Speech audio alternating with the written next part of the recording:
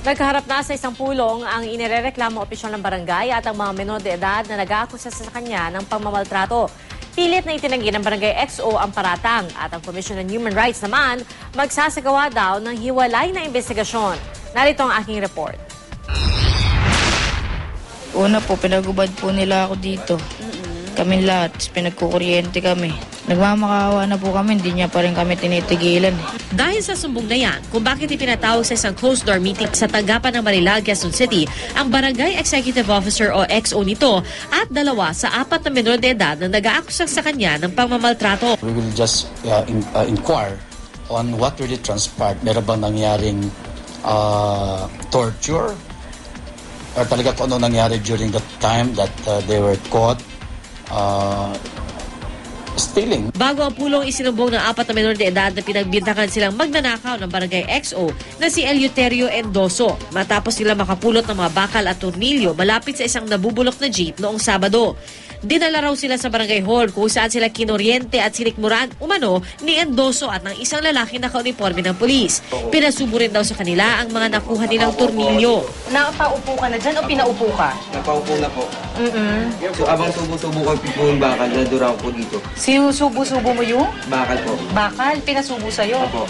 Pinaglinis pa raw sila ni Endoso ng banyo ng barangay hall. Kuryente po ako, sabay naman tugaw dito. Pinaglilinis kami. Ng 4 na oras. Habang hindi pa daw na na papakita, hindi daw ako titigil. Dapat daw kita daw mukha niya, madudulas daw siya. Nagmamakaawa po yung anak ko na ipatawag yung magulang. Ang sagot po ng XO sa anak ko hindi na puro kailangan. Gusto po namin mangyari na maging ng kasagutan po ng anak ko, matanggal sa serbisyo at gusto po nga namin sana makulong pa. Pero itinanggi ni Endoso ang paratang ng amin siyang makausap bago ang pulong. Nahuli po rin yan nung sa loob ng taxi. Nakaparada po sa May Magat Salamat. Nahuli rin po namin dyan sa may Sobe. Bubuksan po yung padlock nung nakakasarang building. Paano naman din po kami? Napakaaga naman na po yata pang umuliti ka niya. Ako po nagsiservice pa. Tanungin niyo po ako, nakapagtapos naman din po ako. May mga kapatid, din ako maliliit. Para gawin ko rin naman sa kanila yan. Marami ako na itong tulong dito. Ang grupong Akap Bata na tumutulong sa mga menor de edad planong iakyat ang kaso sa DSWD at Piskalya. Ang Commission on Human Rights naman magsasagawa raw ng hiwalay na investigasyon.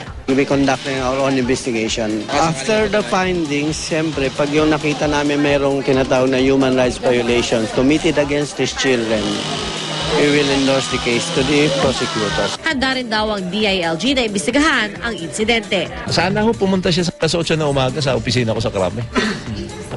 May imbestigahan ba, sir, magkano? Kasi hindi lang po imbestigahan, na action na agad. Palagay ko pag napapansin nyo,